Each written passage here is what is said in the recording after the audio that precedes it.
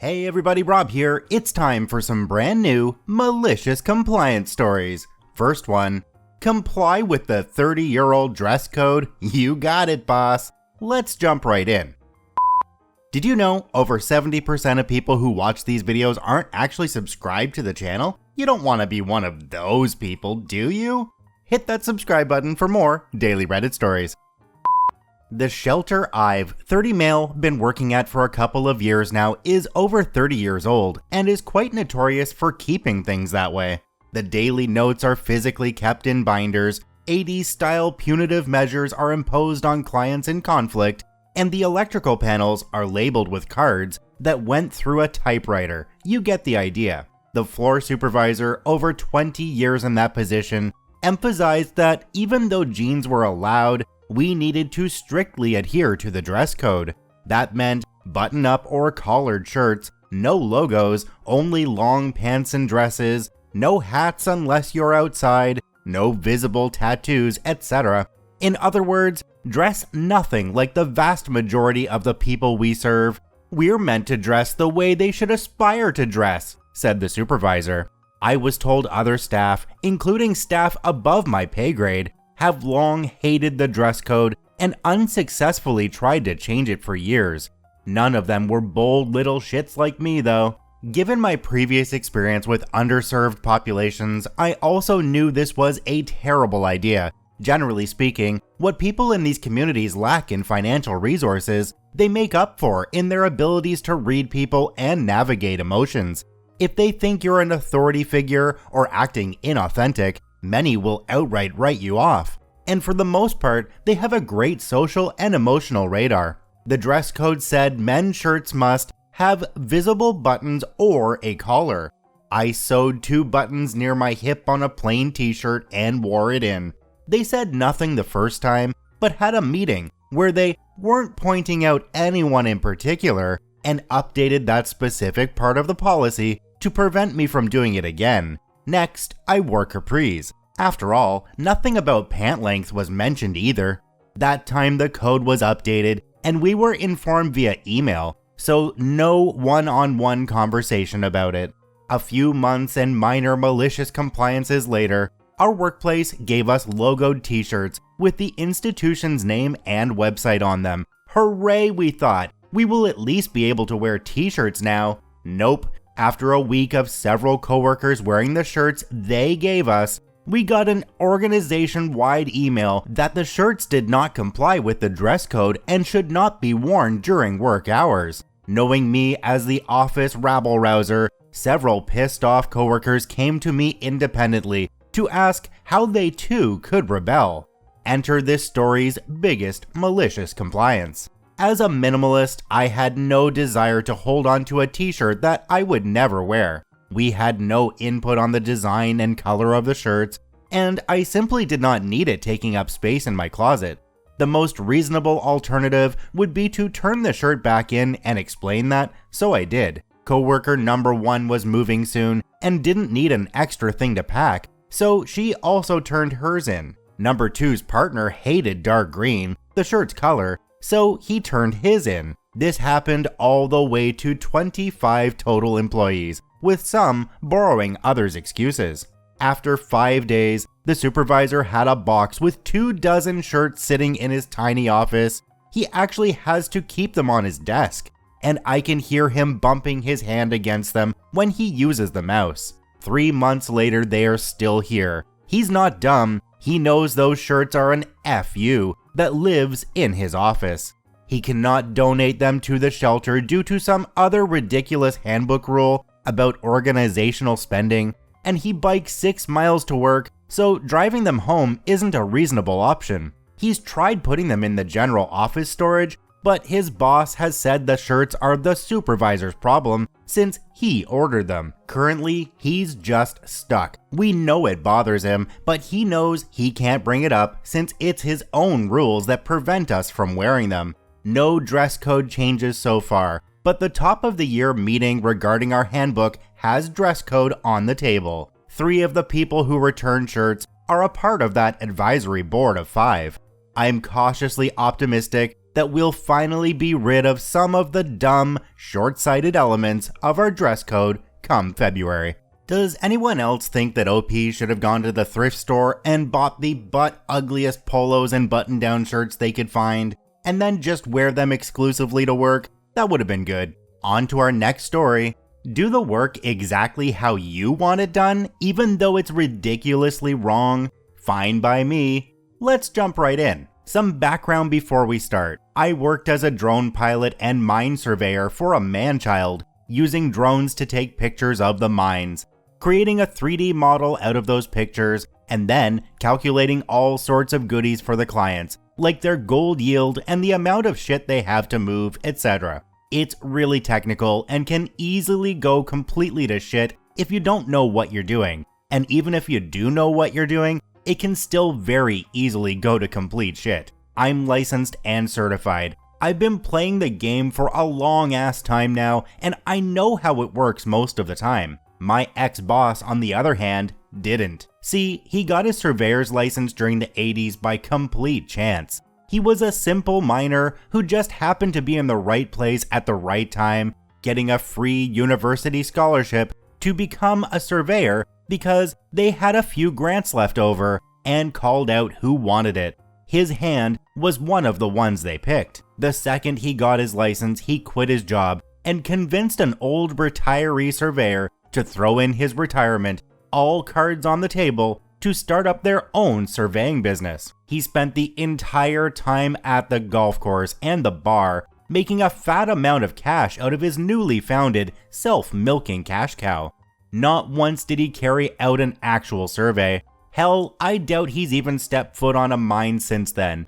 He just invoiced the clients, told the retiree where to go, and collected a paycheck. So, time moves on. Work slowly filters in, and as one does when they reach the ripe old age of 80-something, the retiree decides screw this and kicks the bucket. My boss's cash cow just died on him, and no matter how hard he squeezed the teats, the only thing coming out of it now was dust. The only other employee was this other guy who acted as his assistant and basically just carried heavy shit for him. He didn't have a backup. So, of course, he hired me. I was pretty fresh to the game at the time, starving and basically homeless, and in my eyes, this guardian angel just descended from the heavens and offered me a way out that doesn't involve an ungodly amount of Xanax and short rope. He basically told me that we have to survey X site and get the data to X client. Didn't tell me how, didn't tell me what data exactly they want. Hell, he didn't even tell me when they needed it by. He just pointed to the place on Google, told me to go there and get it done. Somehow I did it. By the skin of my left testy, I scraped by and eventually figured out just what the to do. At some point, we were kicked off of the mine for reasons that my boss didn't disclose to me and had to open up our own offices. My boss graciously dug deep into his pockets, kicked out his eldest son, and dedicated that room in his house to our use. Now I was spending every day with the man, since if he wasn't at the golf course, he was at home. We started butting heads. He had this illusion in his head of how things work and how you're supposed to do things, and I had practical experience and qualifications to tell me otherwise. Every single day was a fight, and every single day he'd tell me how he wanted it to be done, and I'd just turn around and do it the way it's meant to be done. I started passing out my CV like herpes at a frat party.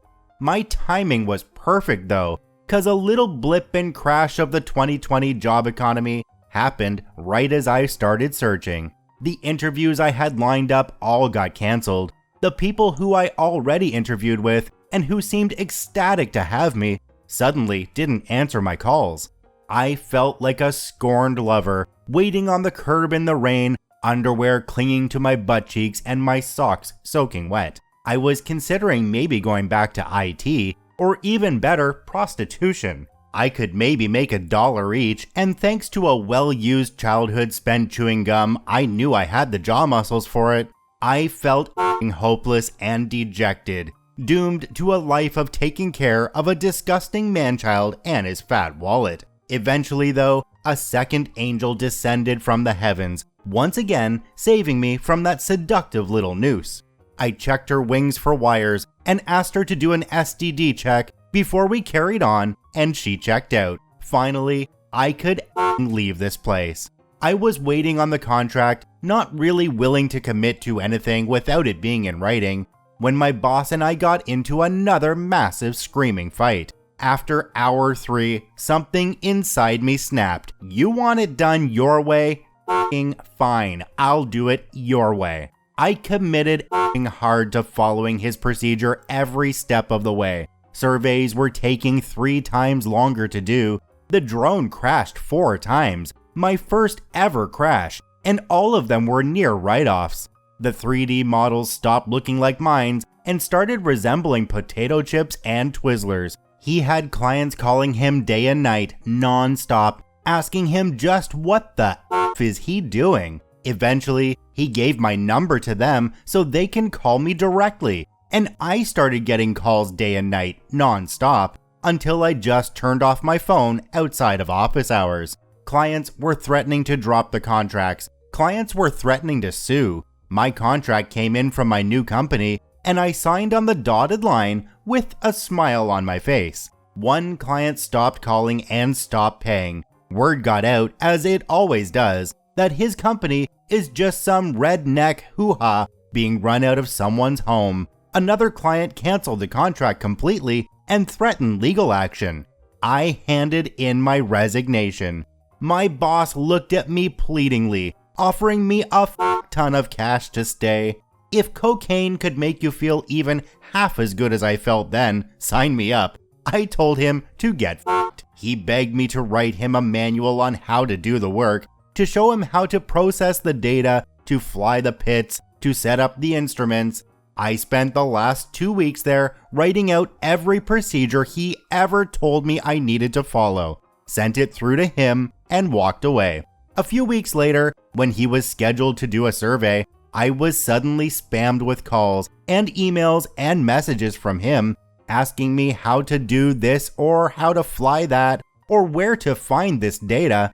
His manual wasn't working. Surprise, surprise. I don't know. Just read the manual. My new company is currently picking up all the contracts he's dropped. If we manage to get the last one, I'm gonna ask them for a bonus. I don't know, OP. Maybe you should send him a pack of chewing gum. It looks like he might need an alternative revenue stream. On to our last story. Nearly died? Nearly fired. Let's jump right in. This story is a decade old, but another title reminded me of it. I was 18 and worked at a gas station. I was the type of employee that you could always rely on to cover someone else's shift. People would text me directly, and I would let the manager know when I showed up I was covering for so-and-so. I also owned a 50cc scooter to get to work, since it was nearby. One night, I'm riding my scooter, hit a pothole, and hit pavement. Immediate pain. My face jumps out at me first. It feels like half the road now lives in the left side of my face. I try to sit up, feeling various scrapes, and realize my boob is stuck to my bra. Passerby calls an ambulance. EMTs think I somehow got a third-degree burn in my boob when I try to pull down my shirt. I take it off, and they see all of my skin scraped into my bra. It's excruciating. I go to the hospital, mostly because my helmet was actually a bicycle helmet. I didn't know, it came with the scooter, and they're worried about a concussion. They have to keep me up until I get checked out by the doctor, who isn't there yet. I realize around 1 a.m. that I'm not fit for work in the morning. Not wanting to wake up my bosses, I call the store and talk to overnight employee. I tell them to tell the manager when they come in that I can't come in and will drop off a doctor's note when I can. Around 6 a.m. I am allowed to go home, drugged up but concussion free. When I get home, I think I might try to start ungraveling. I go to the bathroom and strip. I'm covered in scrapes and bruises. I have a giant bandage taped over my left boob that goes up to my collarbone. My face looks like someone glued loose gravel with red glue, and it got close enough to cause a black eye. I say, F it. Throw in a comfy tank and some shorts. Try my best not to have fabric over anything uncomfortable. I've been awake 24 plus hours. I'll deal with the carnage after I sleep. 2 hours later, I wake up to my mom screaming. I come out and she thrusts the phone at me. My assistant manager is now screaming at me. She said, I can't tell another employee I'm calling out. I should have called her. She said if I wasn't there in 15 minutes, I was fired. She had a spa day with her mom planned and was not canceling to cover my shift. I hang up and ask my mom, WTF? Apparently I didn't hear my phone, and she answered, recognizing my assistant manager's name. She planned on explaining about my accident. When she answered, assistant manager assumed it was me and immediately started yelling the same as above. My mom got heated, yelling she was in an accident. How dare you yell instead of asking if she was okay? She could be dead and you are yelling. So I told my mom, she wants me there in 15 minutes. What say you drive me up there? I grab my doctor's note and we're off. I walk in the building like shit on a stick. Despite having multiple pairs, I wear my broken glasses. Unintentionally, I realize as I walk down the length of the store, I've developed a limp due to my left side being f***ed. I didn't brush my hair. It's a wild mane that replaces my normally neat ponytail. Every minor abrasion on full display. The chest bandage clearly outlined in my tight tank. I see both manager and assistant as they see me. I lock eyes with the assistant and stare her down as I close the distance.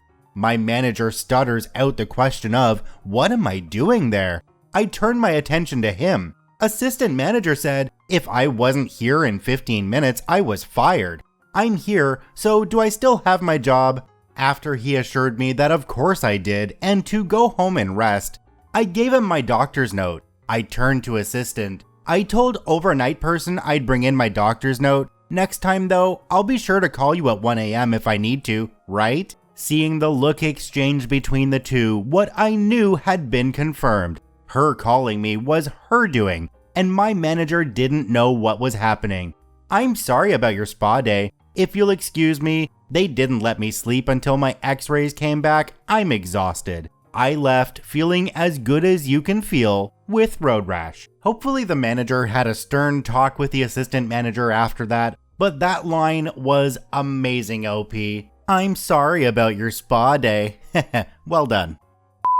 I'd like to thank all 3 OPs for posting their stories to the Malicious Compliance subreddit. You can visit them at the links in the description below. Please go there and give them an upvote. Once again, this is Rob from Karma Comment Chameleon saying thanks for watching. If you enjoyed the video, please hit that subscribe button, drop a like, and share it with your friends, and we'll see you in the next one.